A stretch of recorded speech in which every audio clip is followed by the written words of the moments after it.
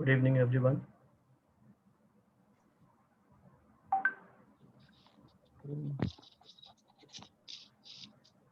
तो आज हम शुरू करेंगे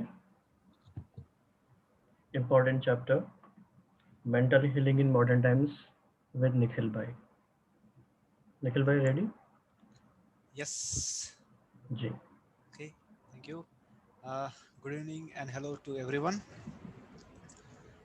So आज हम शुरू करने से पहले एक बहुत ही पावरफुल सेंटेंस जो इस बुक में आया है, power of your subconscious mind bye Joseph Murphy, उसको एक बार फिर से दोहराएंगे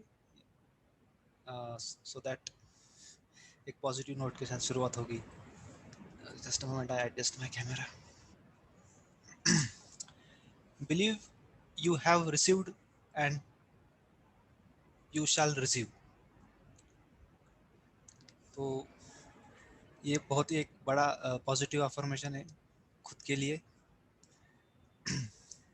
सो ये जो 5th चैप्टर है मेंटल हीलिंग्स इन मॉडर्न टाइम्स, वहाँ पे हम प्रेयर थेरेपी के बारे में थोड़ा डिस्कस किया है ऑथर ने। तो उसका मैं ब्रीफ आप सबके सामने रखता हूँ।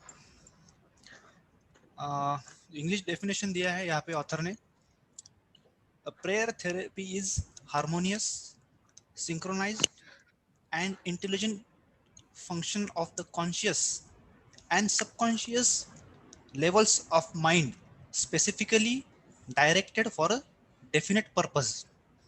तो यहाँ पे मतलब उसका हिंदी अनुवाद भी मैंने पढ़ा है। एक समान, सुसंगत और विवेकपूर्ण, यानी हार्मोनियस, सिंक्रोनाइज्ड एंड इंटेलिजेंट। तो ये तीनों प्रकार जब हमारे प्रेयर थेरेपी में होंगे तो हम खुद को भी हील कर सकते हैं और दूसरों को भी हील कर सकते हैं। ये एक प्रेयर थेरेपी का उद्देश्य है। तो पहले ऑथर ने बताया है कि आप ये प्रेयर थेरेपी के बारे में आपको कुछ चीज़ें मालूम होनी चाहिए, यानी पहले कि आप ये क्यों कर रहे हो और किस लिए कर रहे हो, ये आपको क्लियर आइडिया होना चाहिए। और दूसरा जो है, you must have trust in the law of feeling, sorry in the law of healing. तो तभी आप जाके खुद को भी हील कर सकते हो या किसी अन्य व्यक्ति को भी हील कर सकते हो। तो रिक्वायरमेंट्स यहाँ पे बोलते हैं कि conscious selection of certain ideas, यानी जो कॉन्शियस आपको कुछ पर्टिकुलर आइडियाज के बारे में ही सोचना है, हीलिंग आइडियाज लेंगे उसके बारे में। यहाँ पे जो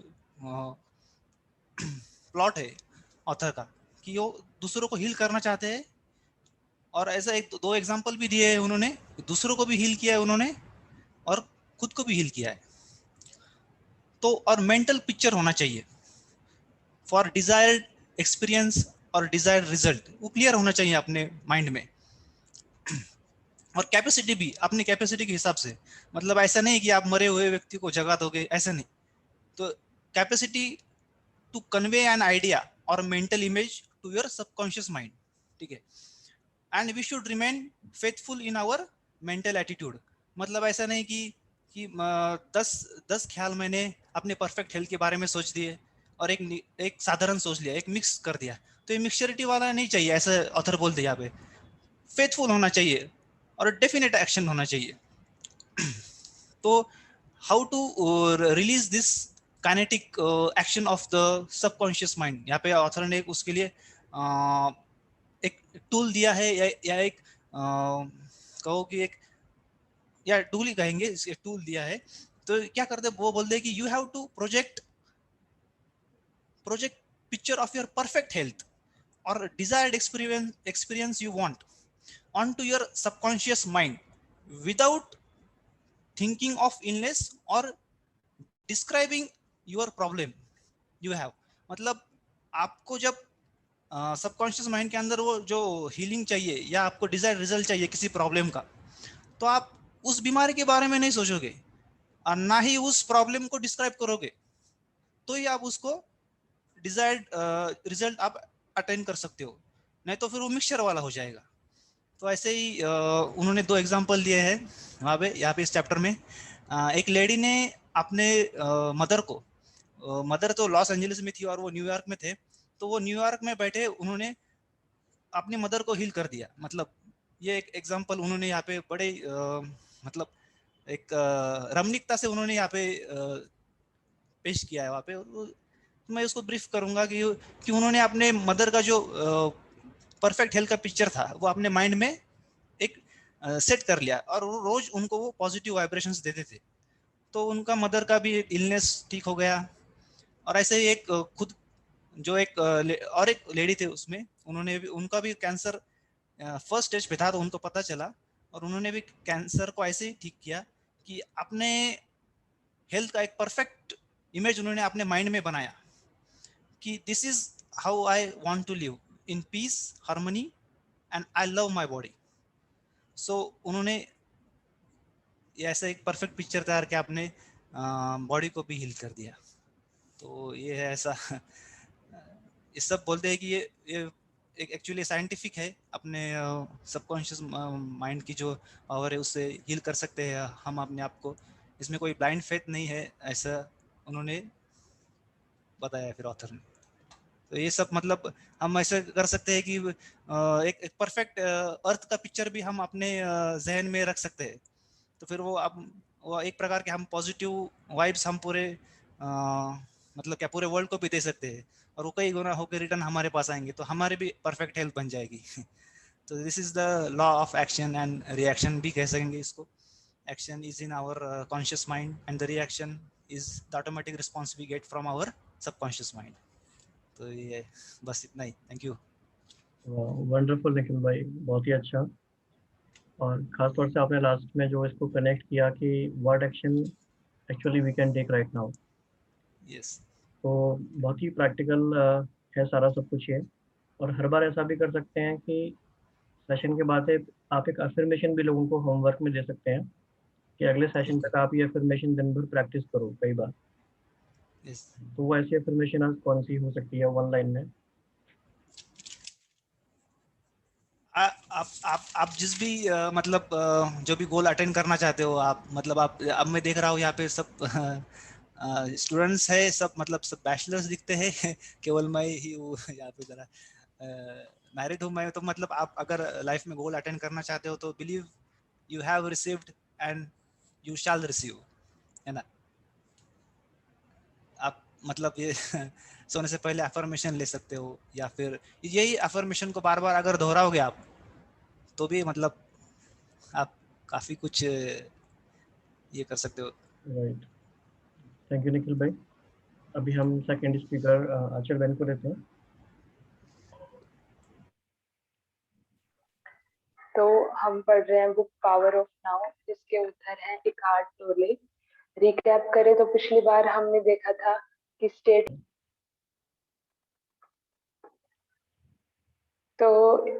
रिकैप करें तो हमने लास्ट टाइम देखा था कि स्टेट ऑफ प्रेजेंस क्या होती है और किन मेथड्स का यूज करके हम प्रेजेंट मोमेंट में आ सकते हैं। आज जो हम 4 टॉपिक कवर करने वाले हैं उसमें पहला है higher good beyond good and bad. तो जो उनके स्टूडेंट हैं उत्तर के, वो उनसे पूछते हैं कि is it not possible to attract only positive condition in life. क्या ऐसा हो सकता है कि हम हमारे पास हर चीज पॉजिटिव ही आए? तो ऑथर उनका रिप्लाई देते हैं कि there is no such thing as good और बैड। गुड और बैड जैसी कोई चीज होती नहीं। इनफैक्ट वो एक नया टर्म यूज करते हैं, हायर गुड। जो हायर गुड है उसी में ही हम जिसे सो कॉल्ड बैड कहते हैं वो इन्वॉल्व है, उसी में ही मतलब आता है वो भी। उसके बाद ऑथर हमें बताते हैं कि जो most of the bad things जिन्हें हम कहते हैं वो क्यों होती हैं, उनका कारण क्या है। वो अनकॉन्शियसनेस के कारण होती है और वो ज्यादातर सेल्फ क्रिएटेड होती हैं, क्रिएटेड बाय ईगो। क्योंकि जो ईगो है वो एक तरह से जो ईगो क्रिएट करते हैं उसको ऑथर एक नया टर्म देते हैं, ड्रामा। और जब हम फुल्ली कॉन्शियस होते हैं तो drama does not come into our life, author ऐसा कहते हैं। फिर उसके बाद ऑथर कहते हैं कि ego is unobserved mind that run your life. Ego जो है वो अनऑब्जर्व माइंड, मतलब जब अनकॉन्शियसली माइंड हमें रन कर रहा होता है, तो वो ईगो है। और when you are not present as witnessing, यानी जब आप ऑब्जर्वर की तरह अपनी हर मूवमेंट को ऑब्जर्व नहीं कर रहे होते हो, तब ईगो हमें रन कर रहा होता है। उसके बाद एक नया कॉन्सेप्ट जो ऑथर इंट्रोड्यूस करते हैं वो है मास्ड अनकॉन्शियसनेस। यानी जब कलेक्टिव ईगोज मिल जाती हैं, ईगोज कम टुगेदर, तो जो सोसाइटी में हम ये वॉर, जेनोसाइड और एक्सप्लॉयटेशन देखते हैं, ये मास्ड अनकॉन्शियसनेस के कारण होता है। उसके बाद जो अगला टॉपिक ऑथर इंट्रोड्यूस करते हैं वो है impermanence and cycle of life. तो इसमें बताते हैं कि जो साइकिल ऑफ लाइफ है, बर्थ और डेथ, क्रिएशन एंड डिस्ट्रक्शन, इसी का ही पार्ट है cycle of success, cycle of failure. इसमें फिर ऑथर बताते हैं कि जो स्पिरिचुअल डायमेंशन है किसी भी पर्सन के लाइफ का, तो उसके आने के दो कारण हो सकते हैं, या स्पिरिचुअल डायमेंशन शुरू होने के दो कारण हो सकते हैं। या तो somebody have deeply failed और experience some deep loss, और जो दूसरा कारण है वो थोड़ा ज्यादा इंटरेस्टिंग है कि success become empty and meaningless and so turn out to be failure.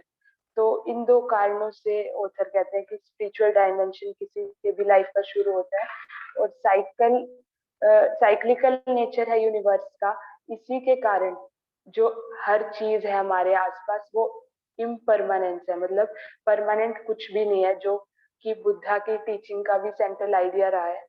और एक कोट हम याद रख सकते हैं जो हमेशा हमें बैलेंस सिचुएशन में रखने की कोशिश करेगा, दिस टू शैल पास, ये भी बीत जाएगा। अगर कोई दुख का पल है तो भी हम इस कोट को याद रख करके उसको मतलब अपने आप को सांत्वना दे सकते हैं कि ये भी बीत जाएगा। और अगर कोई बहुत अच्छा मोमेंट है उसमें भी हम न्यूट्रल उसको साक्षी भाव से देखें, तो उसमें भी ये हमारी हेल्प करेगा।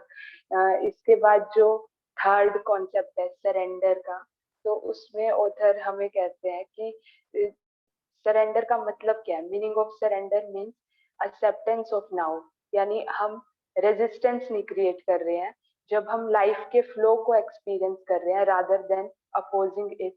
तो ऑथर कहते हैं कि सरेंडर का मतलब ये नहीं है कि मान लो आप मिट्टी में धंस रहे हो तो आप वहां पे रिजाइन कर दो, या फिर आप उसको छोड़ दो कि भाई मेरे बस की बात नहीं है, मुझसे नहीं होगा। या फिर इसका मतलब ये भी नहीं है कि अनप्लेजेंट सिचुएशन को एक्सेप्ट कर लेना, बल्कि सरेंडर जो है वो कंप्लीटली इनर फिनोमिना है, जो व्हाट इज यानी जो अब है उसे तो ट्रांसफॉर्म नहीं करता, बट वो हमें ट्रांसफॉर्म कर देता है।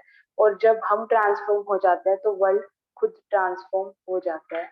और उसके बाद ऑथर एक बहुत अच्छा एग्जांपल यूज करते हैं सरेंडर के फिनोमिना को समझाने के लिए कि वॉकिंग अलोंग ए पाथ, मान लो आप एक अंधेरे रात में आप एक रास्ते से गुजर रहे हो और आसपास कोहरा है, फोग है, तो उस टाइम पे जो फ्लैश लाइट है, पावरफुल फ्लैश लाइट से आप उस फोग से गुजर पाओगे। ऐसे ही ऑथर उसको हमारे लाइफ की सिचुएशन से रिलेट करते हैं कि जो फोग है वो आपके लाइफ की सिचुएशन है, और जो उसमें फ्लैश लाइट है वो आपकी कॉन्शियस प्रेजेंस है, जो आपको मतलब उससे पास थ्रू सेल थ्रू करने में हेल्प करती है।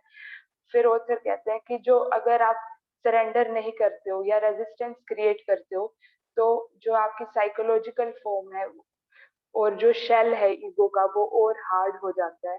फिर उनके जो स्टूडेंट है उनसे पूछते हैं कि रेजिस्टेंस जो है उसको छोड़ना, उसको लेट गो करना इतना आसान नहीं होता जितना कहने में लगता है। तो ऑथर उसका रिप्लाई देते हैं कि start by acknowledging that there is resistance, कि पहले आप एक्नॉलेज करो, क्योंकि अगर हम एक्नॉलेज करेंगे, उसको ऑब्जर्व करेंगे, तो वो रेजिस्टेंस फिर धीरे धीरे जाने लगेगा। क्योंकि जो एक डीप सीक्रेट है इसमें कि जब भी हम अटेंटिवली किसी चीज को देखते हैं, कॉन्शियसली देखते हैं, तो मतलब जहां भी कॉन्शियसनेस होगी रेजिस्टेंस वहां साथ में आ ही नहीं सकता। और जो लास्ट में इस बुक का आज कंप्लीशन डे है, तो लास्ट में ऑथर कहते हैं कि जब आप इन सब बातों को समझ जाओगे तो आप इम्बॉडीमेंट ऑफ कंपैशन बन जाओगे। तो उसमें बहुत अच्छी एनालॉजी यूज करते हैं कि जब जो माइंड है वो हर चीज के परे चला जाता है, तो you become like a deep lake, जिसकी जब भी जिसमें जो भी आउटर सिचुएशन है या फिर जो भी साइकिल्स या सीजन है वो भले ही सरफेस ऑफ लेक को अफेक्ट करे, पर आप अंदर से हमेशा बहुत शांत और अनडिस्टर्ब रहोगे। तो पूरी बुक में जो बॉटम लाइन है वो है कि सफरिंग का कारण है अनकॉन्शियसनेस। यानी जैसे और स्पिरिचुअल टीचर्स हैं, बुद्धा है, वो कहते थे कि सफरिंग का जो कोज है वो डिजायर है। ऐसे जो ऑथर है उनकी टीचिंग्स में हमें समझ आया कि जो कोज ऑफ सफरिंग है वो अनकॉन्शियसनेस है और present moment is all you have. और लास्ट में हम दो बातें और ऐड करना चाहेंगे कि हो सकता है कि हमने इस बुक को आप सबको कन्वे करते हुए कुछ कुछ ऑथर की बातों को मतलब जैसा वो बताना चाह रहे हो वैसा इंटरप्रेट ना कर पाए हो, तो उसके लिए हम ऑथर से अपोलोजाइज करते हैं। और दूसरा, आप सबको भी बहुत बहुत धन्यवाद देते हैं, क्योंकि हमें लगता है कि हम इस बुक के साथ जस्टिस नहीं कर पाते अगर ये प्लेटफॉर्म हमें नहीं मिला होता। क्योंकि जब हम शेयर करते हैं तो हमें समझ आता है कि वास्तव में हमने कितना समझ। Thank you. बहुत ही अच्छा आंचल बहन, बहुत ही अच्छा। और सुनते सुनते बिल्कुल मेडिटेटिव हो जाते हैं। ये बुक इतनी अच्छी है और आपका तरीका भी इतना अच्छा है इसे बताने का। लेकिन लास्ट डे कैसे इसका, मतलब बुक कंप्लीट हो गई है? हाँ जी। ओके, तो फिर नेक्स्ट बुक कौन सी लेने वाले हैं? नेक्स्ट बुक हम सोच रहे हैं कोई बायोग्राफी लें, मतलब ओके, तो थोड़ा डिफरेंट हो जाएगा। ठीक है, take your time to decide. लेकिन हाँ जी। जस्टिस आप कर पाए, मतलब हमें तो लगा काफ़ी सबके लिए इंस्पायरिंग भी रहा ये पूरा। जिस तरह से आपने हाँ शेयर जी। किया तो उसका इम्पैक्ट बाकी सब पे भी आता गया है धीरे धीरे। ठीक है, तो नेक्स्ट मेघना, आर यू देयर?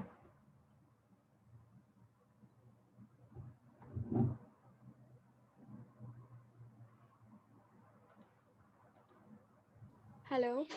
जी मेघना। Good evening, all of you.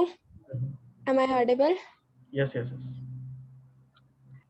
Okay, so जो मैंने बुक ली थी लास्ट टाइम वो थी time management by Brian Tracy.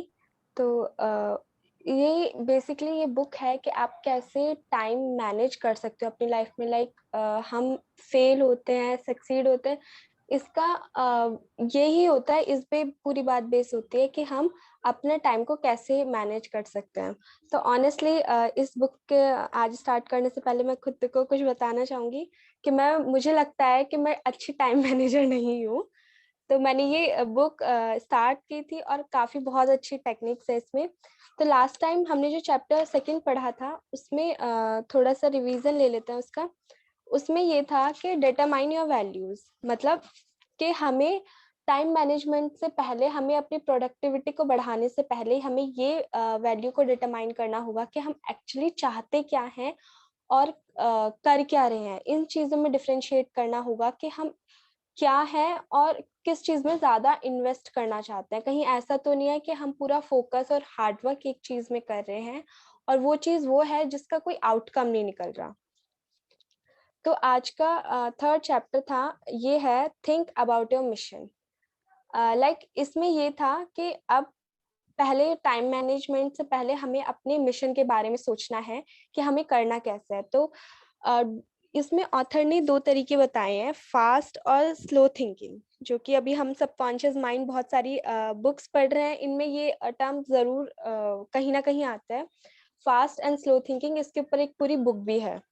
तो फास्ट थिंकिंग क्या होती है, जो हम डे टू डे रिस्पॉन्सिबिलिटीज में अपनाते हैं कि आज हमें क्या करना है, कि या फिर कोई अर्जेंट वर्क आ गया, कि मेल आ गई, तो हम अपना जो इम्पोर्टेंट काम है उसे छोड़ के अर्जेंट वाले की तरफ भागते हैं। तो होता है फास्ट, जिसमें हम कुछ सोचने की जरूरत नहीं पड़ती।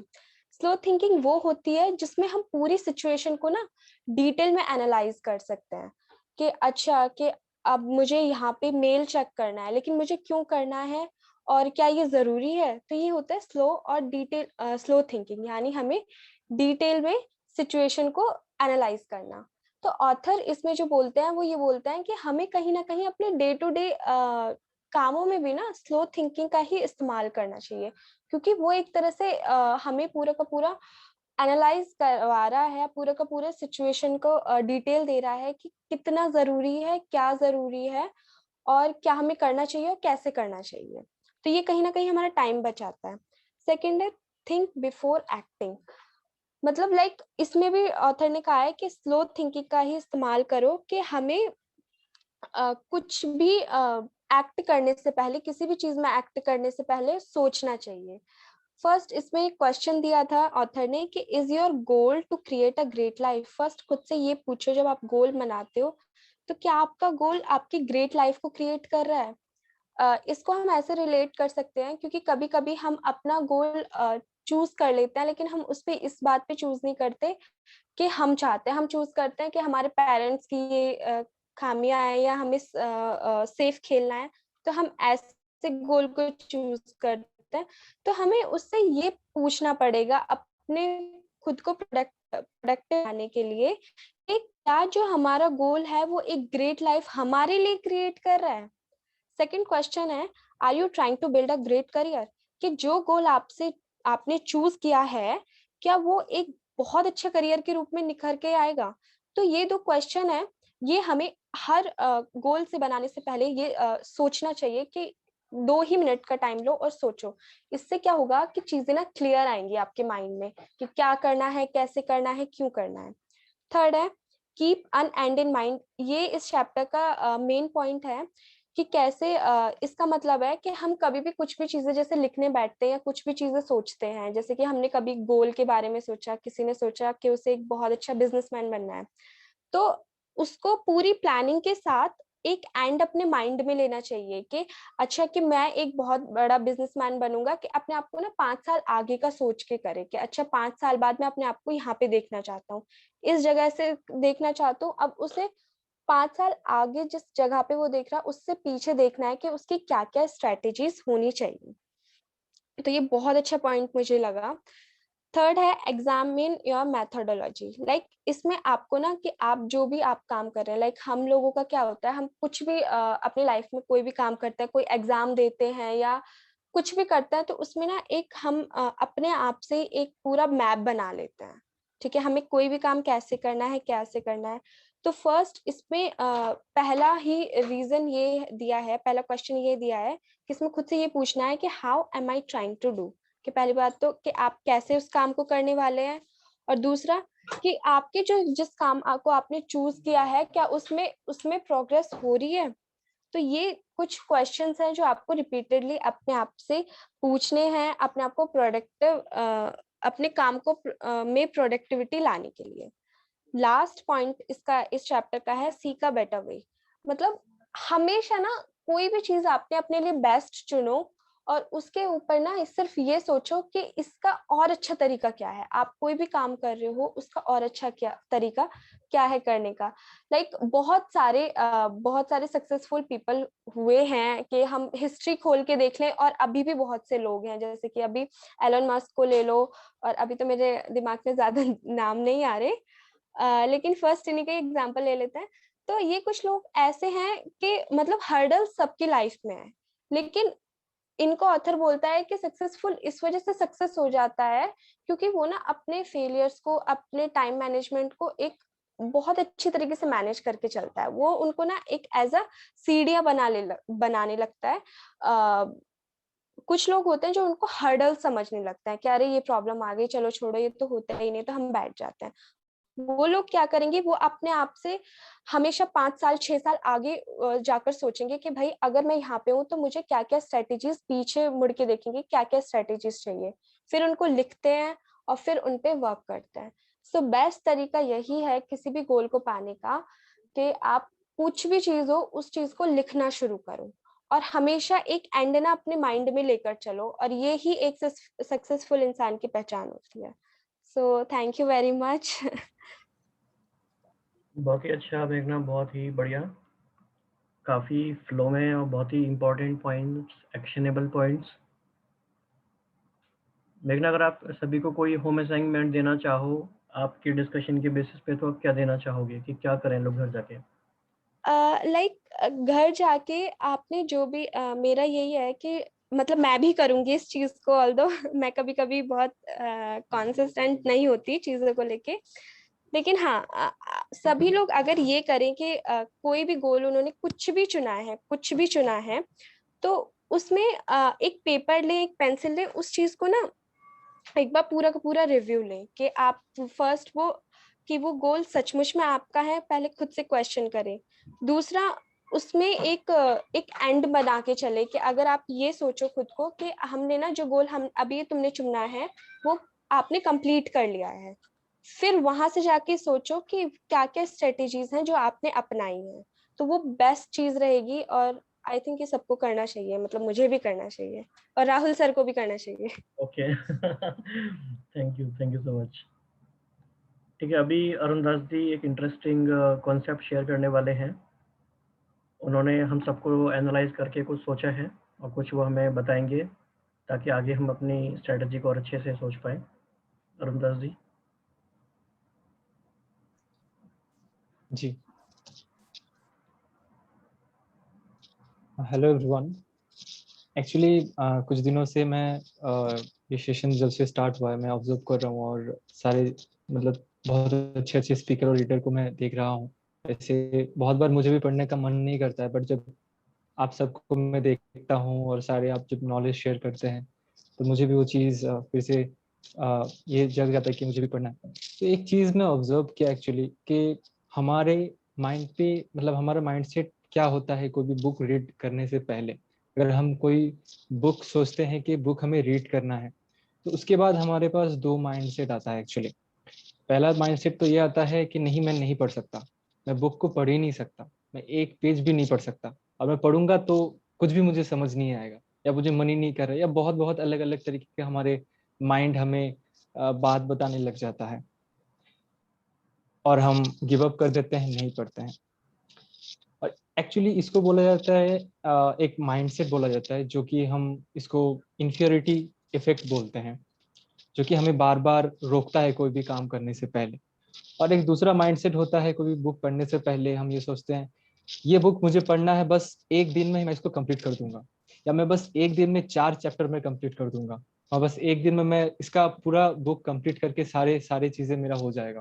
मतलब हम सोचते एक्सट्रीम लेवल पे सोचते हैं, या तो फिर बहुत ही लो लेवल में सोचते हैं।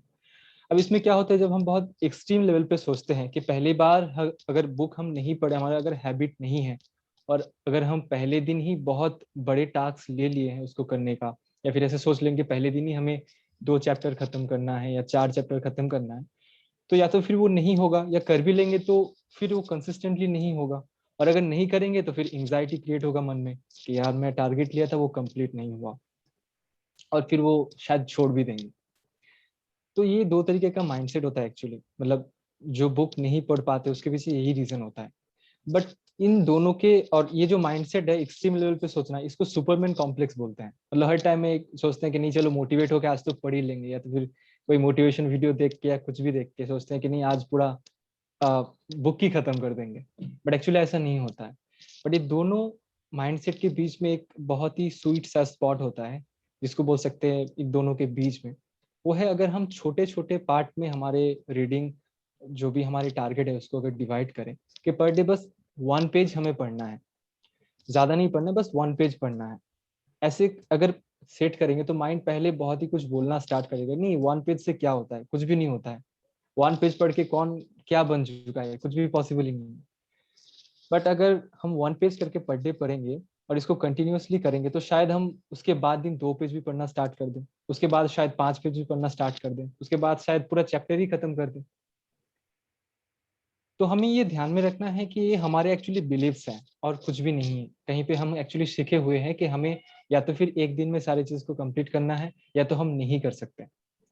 एक्चुअली हम इसके लिए अपने आप को एक क्वेश्चन कर सकते हैं कि हम कौन से माइंडसेट पे ज्यादा टाइम ऑपरेट करते हैं जब भी पढ़ने का मन नहीं करता है आपको, या कोई भी बुक पढ़ने से पहले अपने आप को क्वेश्चंस कर सकते हैं कि where does this come from, मेरा ये माइंडसेट कहाँ से आ रहा है एक्चुअली। मतलब सुपरमैन कॉम्प्लेक्स से आ रहा है या इंफीरियरिटी इफेक्ट वाला से आ रहा है।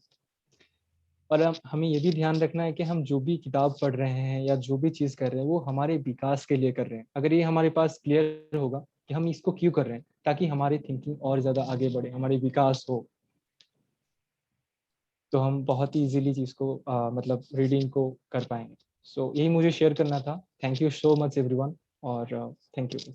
Thank you.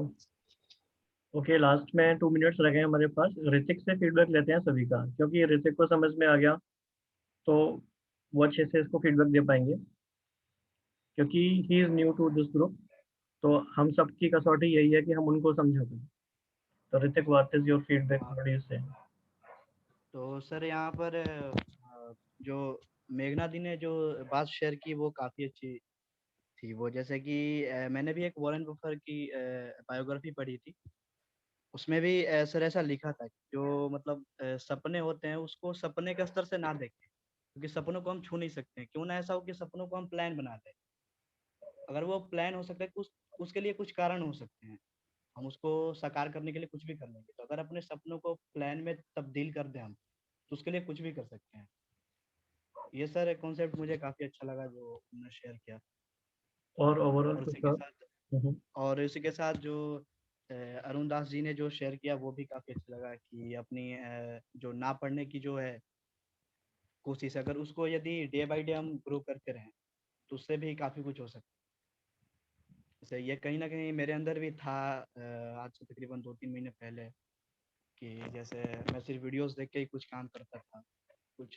फिर बाद में मुझे धीरे धीरे कॉन्सेप्ट पता चला कि नहीं, पढ़ने से आखिर होगा क्या। स्पेशली बुक पढ़ने से, किसी भी प्रकार की किसी भी फील्ड में हम बुक पढ़ें, उससे क्या होगा कि नॉलेज एक सेट होती रहेगी हमारी माइंड में। और वीडियो से मेरे ख्याल से एक ऊपर वाली चीज़ें हैं जो कि ऊपर से आई और ऊपर से निकल जाएंगी, लेकिन जो बुक है वो कैप्चर्ड होती है बिल्कुल दिमाग में। तो ये भी बात मुझे काफ़ी अच्छी लगी जितना मैं समझ पाया ये दो चीज़ें। नेक्स्ट टाइम आप क्या शेयर करने वाले हैं सैटरडे को? सैटरडे को मैं शेयर करने वाला हूँ will power, pardon? The power of will power, power of will. आत्मशक्ति। इसके बारे में मैं कुछ लिख भी रहा हूँ अभी थोड़ा बहुत, और उसको मैं शेयर भी करना चाहूँगा थोड़े अपने नज़रिए से, जितना भी मैं, बिकॉज मैं बायोपिक्स बहुत ज़्यादा पढ़ता हूँ, तो उस हिसाब से कुछ अपने नज़रिए से मैं उस दिन कुछ शेयर करूँगा। Okay, thank you everyone. बाकी सैटरडे को हम मिलते हैं, और looking forward to explore something even deeper. Good night, Om Shanti. Good night. Thank you.